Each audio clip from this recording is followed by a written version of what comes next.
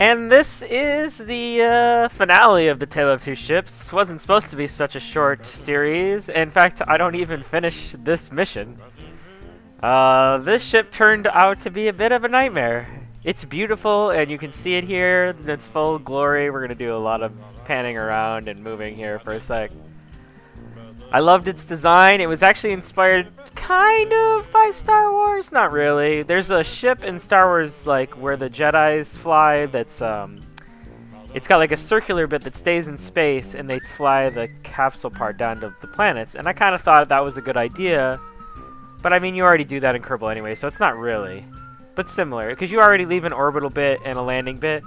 I just kind of put the engines on the side similar to that. I didn't make a circle though. Circles are hard. So, but yeah, the lander bit's that part in the middle, and then on the left and right side you've got the science lab and fuel, and then you've got some living quarters and fuel. I balanced out the weights between the living quarters and the science labs by using science equipment and the keythane scanner and just other bits and bobs.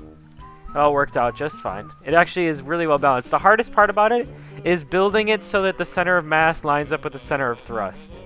Because you have to have that truss go across the top, and then the docking ports all have to be equally distant so that they'll line up. That's a cool shot. I like that shot. All the solar panels coming in. It needs a lot of power because all those ion engines help save fuel. If you can see, there's 4 on each wing. So there is a total of 16 ion engines. And then the science lab also uses a lot of fuel, or electricity. And the keythane converter also uses a lot of electricity. So all those solar panels are actually pretty much used.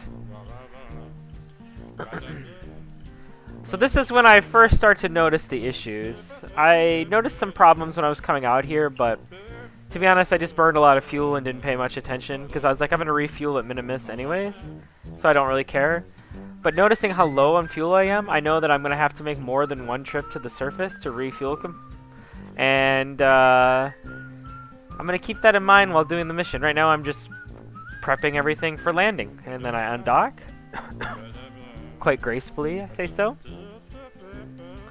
And we're going to head to the surface. Alright, so this ship is unique lander because it does not have thrusters that line up with the trackball. So when I point towards my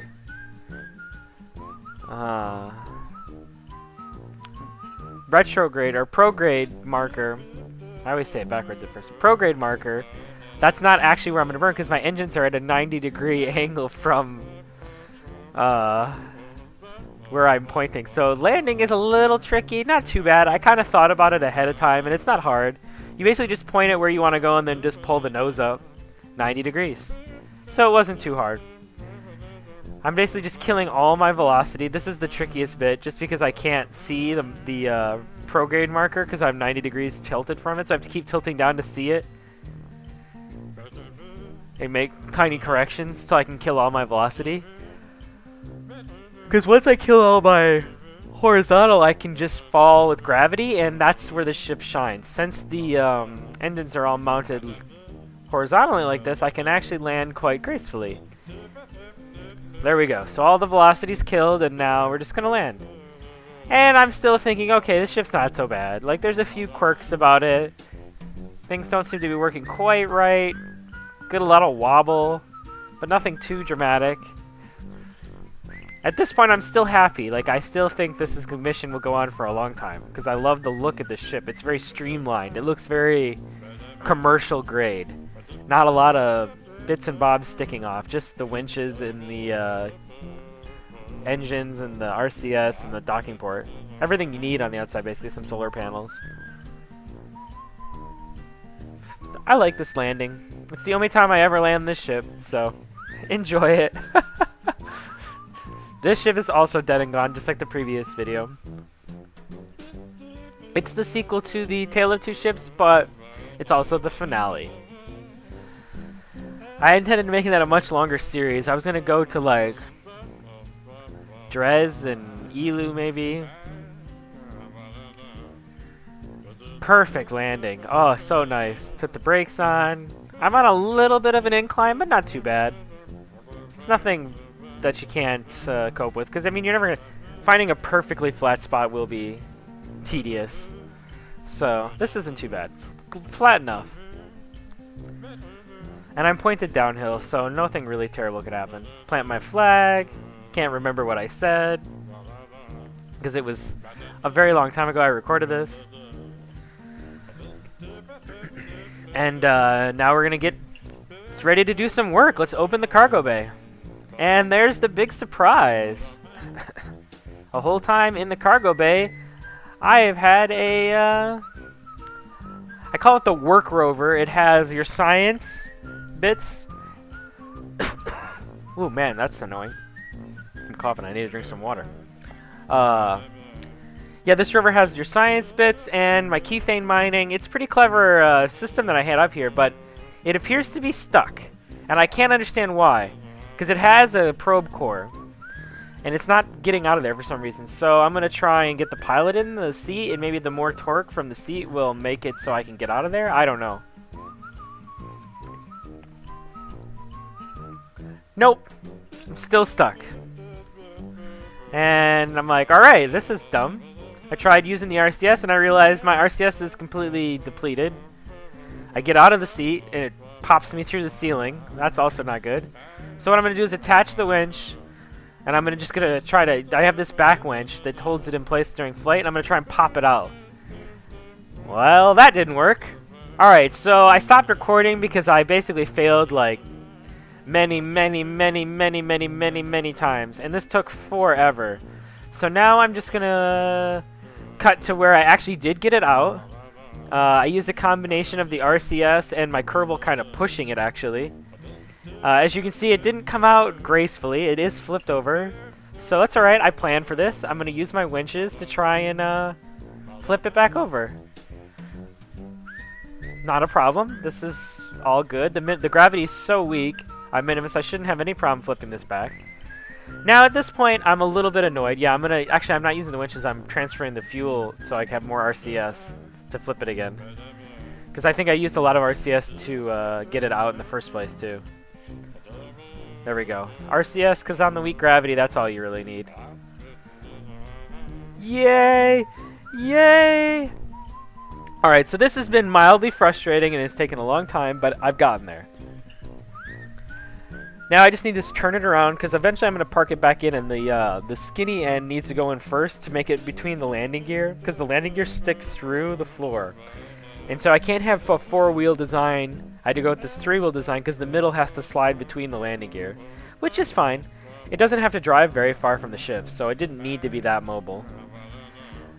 I just thought it'd be interesting to have a rover do all your work and then use this Kerbal attachment system, because I can basically fuel line it to the ship, and I can just start doing my work now. Get the solar panels out, run some science, start the mining drills so I can get the keythane going. There's a keythane tank on this rover too, so even if I couldn't attach the fuel line, like if I was too far away for some reason, I could fill the tank up and then drive back up to the ship and fuel. But I've thought of everything. Alright, the drilling has begun. And I like this design too because it'd be more realistic. If they were going to actually do mining, they wouldn't do it at the ship, I don't think, because the dust could damage the ship. They'd probably drive even further away than I did, but for the sake of argument, it's far enough. Alright, so I opened all the cargo bays. I started the keythane converter, did some more science. Everything's going great now. So I'm just going to finish my work here, fill up all the fuel bays, get the RCS full, the liquid fuel. Just takes electricity and time to mine the keythane.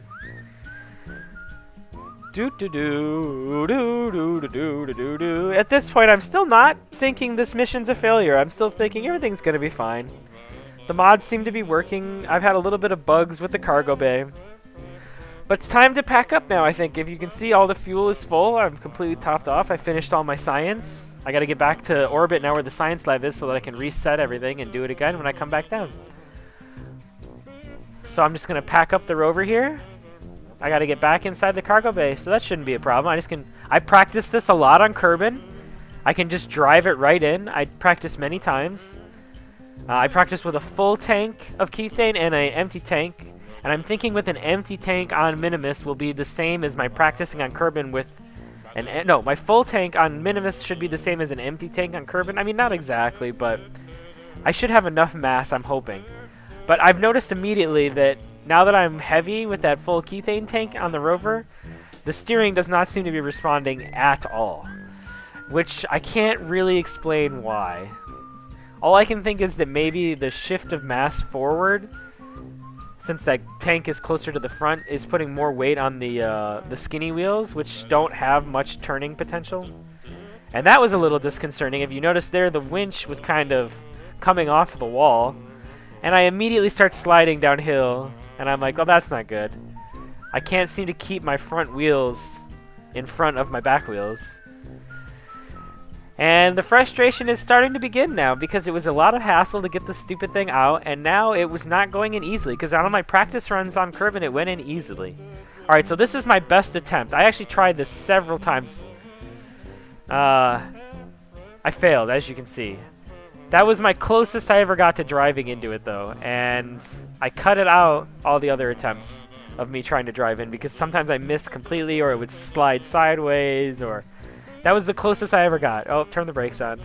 So now I'm just frustrated. Now I'm like, alright, this is taking forever to get out. It's not going back in at all. I can't seem to get it to go back in. So I'm just like, time to use the winches. I'm just going to man it, or power up. I'm just going to force it into there with the winches. The one problem with doing this, though, is I expect that it will take damage. But that's okay, as long as it doesn't damage essential components. The science and the mining equipment, basically.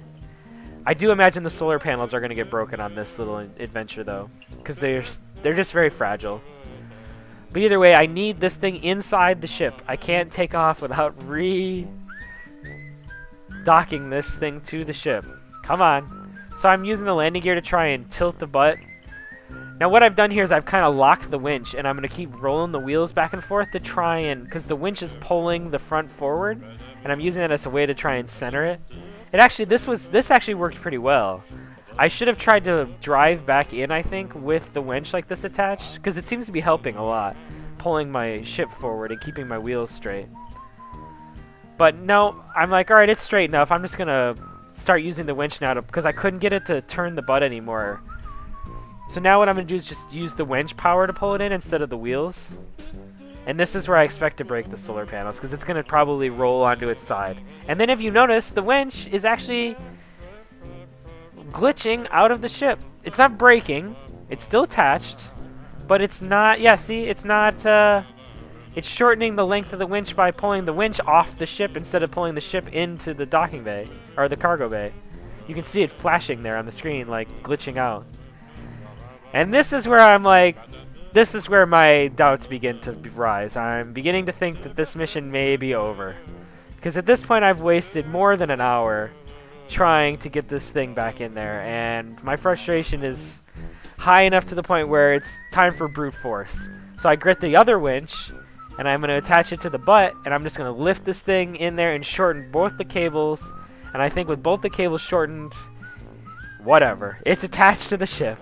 It may not be in the cargo hold, but it is attached to the ship. And let's be honest, that's a success. Good job. I can't remember which Kerbal this is because I can't see their names in the preview window, but I'm proud of him. I think he had a funny name, if I remember. Yes! Alright, it's in! Job done. Perfect. That's exactly what it's supposed to look like. I don't even care at this point. I've been doing this for so long that I don't even want to look at that thing. I'm just going to take off. Whatever. It's attached to the ship. Good enough, right? Just get on the ladder here and climb into the old ship. Come on. There we go. Close all the doors. Close the solar panels. Get ready for liftoff. Everything's fine. Everything is fine. I'm not frustrated. We're just going to dock. It's all good. I'm still thinking maybe I can salvage this mission. And then immediately I realize, nope, I'm done. The ship is pulling me in the weirdest directions. If you can see, the RCS is firing in like all kinds of directions, trying to kill what's caused by that gyrating rover sticking out of my butt. Yeah. This is pretty much where I'm decided. I'm thinking, okay, maybe, if I switch to the ship in orbit and then back to the lander, it'll like reload the rover in the docking or in the cargo hold, and it'll fix it. So I do that, and I get into an orbit. Or no, first I have to get into an orbit before I can do that, because you can't switch ships, otherwise you'll crash back into the surface, right? And here we go. This is where I'm like trying to align my orbits and realizing that this 90-degree angle turn thing, it was fine for landing, but for docking, impossible, because the wobble from this rover and the 90-degree engines, and just at this point I'm just like, okay, we're done. Yep, nothing's working. Look at this. This is insane. Look at this rover with the winch glitching around out in space, flickering like it's not even attached to the ship anymore. That's all I can say is sigh. It was a beautiful design, but the mods just did not meet my expectations.